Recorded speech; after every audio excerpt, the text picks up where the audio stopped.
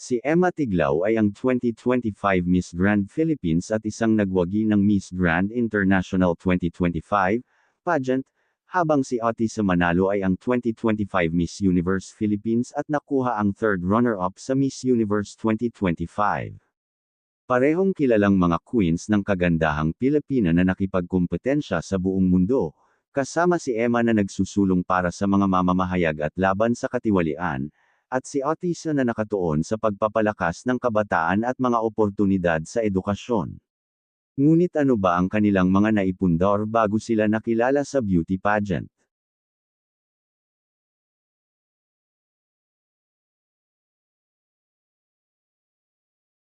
Siya si Emma Mary Francisco Tiglao. Ipinanganak noong December 8, 1994, sa Mabalacat, Pampanga. Siya ay isang actress, model, journalist, news anchor, television presenter, at beauty pageant title holder na nakoronahan sa Miss Grand International 2025. Siya ang pangalawang Filipina Miss Grand International, at ang unang back-to-back winner sa kasaysayan ng kompetisyon, kasunod ni CJ Opiaza noong nakaraang taon.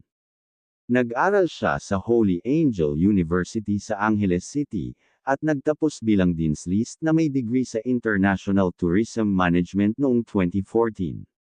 Pagkatapos ay nagtrabaho siya bilang isang model ambassador para sa isang hotel sa Cambodia.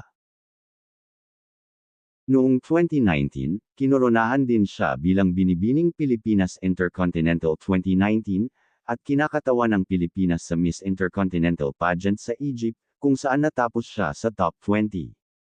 Nagtrabaho siya bilang isang modelo sa Cambodia, Malaysia, Singapore, China, South Korea, at Japan bago naging isang news anchor para sa primetime news program ng Eagle Broadcasting Corporation na primetime news program Mata ng Agila.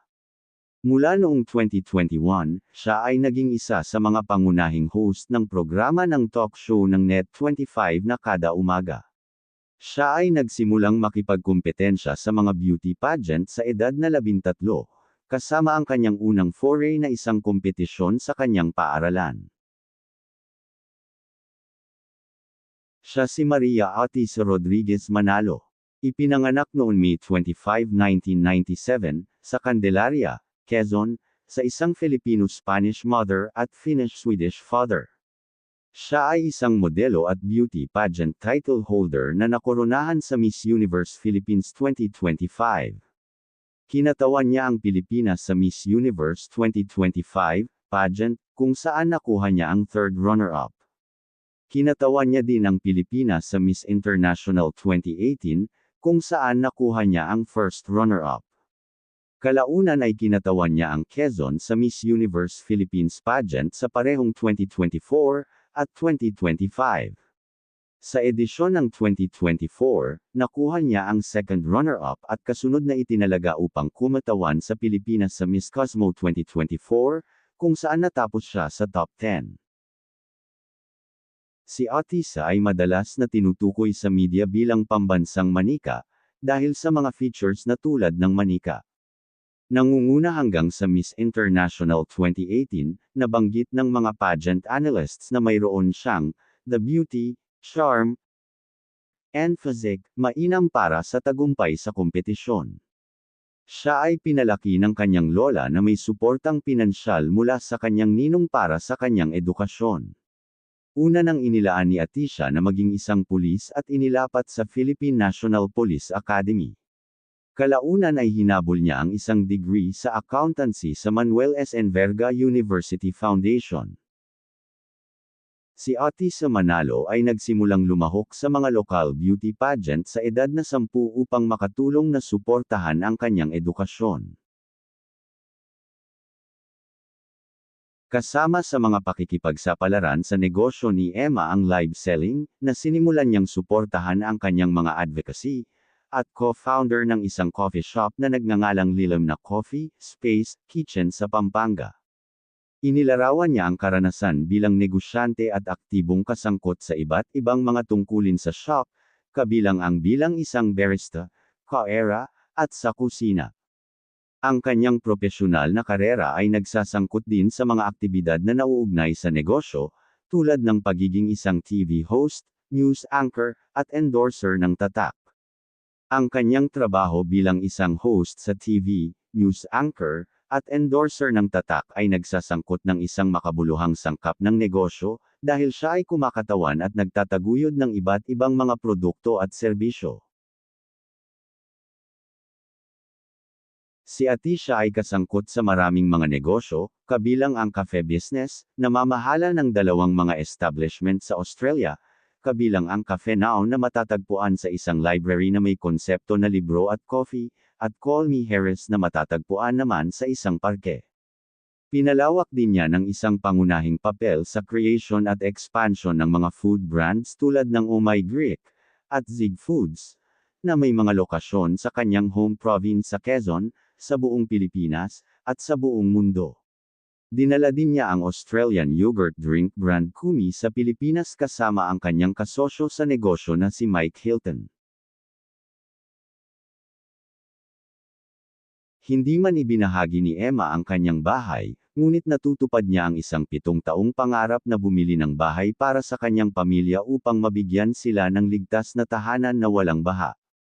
Sinabi niya na ang mga karanasan na ito ay naging kanyang pagganyak, at nagsipag siya upang makamit ang kanyang pangarap na magbigay ng isang mas mahusay na tahanan para sa kanyang pamilya, na kalaunan ay naging isang ambasador ng tatak para sa isang kumpanya ng real estate, ang Houselands, na nakatulong sa kanya na makamit ang layuning ito.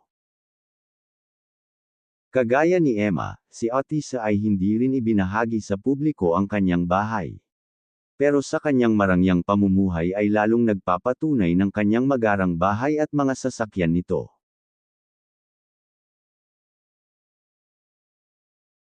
Walang impormasyon sa publiko sa tukoy na net worth ni Emma Tiglao, ngunit ang kanyang tinansyang kayamanan ay malamang na naiimpluwensyahan ng kanyang karera bilang isang beauty queen, model, event host, and brand endorser. Bilang reigning Miss Grand International 2025, ang kanyang kinikita ay nagmula sa iba't ibang mga profesional na pakikipagsapalaran, sponsorship, at premyo na pera na nauugnay sa kanyang mga title. Ang kanyang tagumpay sa mga beauty pageant, kasama ang mga tungkulin bilang isang TV presenter, modelo, at endorser ng tatak, ay nagpapahiwatig ng isang malakas na stream ng kita. Sa kabila ng kaharian ng pageantry, si Emma Tiglao ay nagtayo ng isang dynamic na karera sa media. Nagtrabaho siya bilang isang news anchor and television presenter na nagdadala ng katalinuhan at kredibilidad sa screen. Ang kanyang kakayahang makipag-usap ng epektibo at kumonekta sa mga madla ay gumawa sa kanya ng isang iginagalang na figure in Philippine broadcasting na lalong nagpalaki ng kanyang lumalaking net worth. Habang ang eksaktong halaga ng net worth ni Atisha Manalo ay hindi pa isiniwalat sa publiko, mga pagtatansya batay sa kanyang mga pakikipagsapalaran sa mga negosyo sa Australia, ang kinikita niya sa mga major pageant titles na may mga prize packages kabilang ang cash, scholarship, produkto, at serbisyo, pag-endorso, hosting at iminumungkahi sa pamumuhay na nagtayo siya ng malaking kayamanan.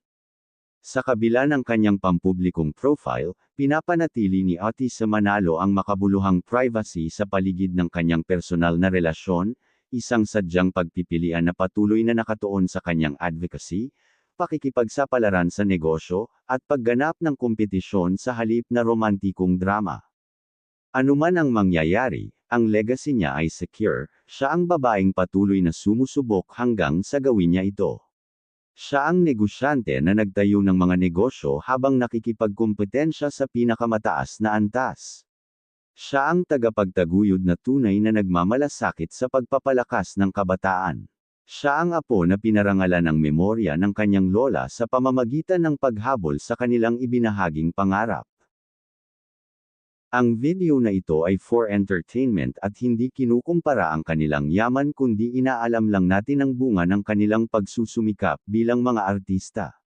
Kung mayroong mali o kulang sa mga nabanggit ay pwede nyo linawin sa comment section. Salamat.